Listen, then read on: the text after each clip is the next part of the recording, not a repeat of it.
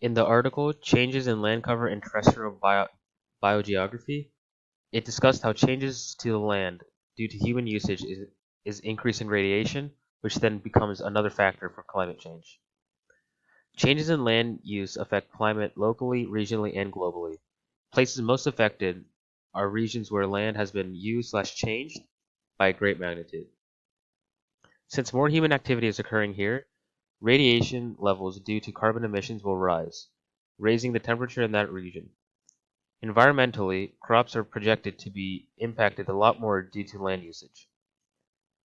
Since land usage results in climate change, agricultural production is not able to be as efficient, and there are roadblocks, for example, extreme weather.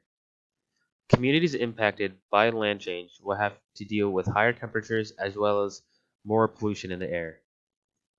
A solution to this problem is unlikely because as we continue to progress as a society and as population increases, more land will be consumed, further raising carbon emissions and leaving a larger footprint on climate change.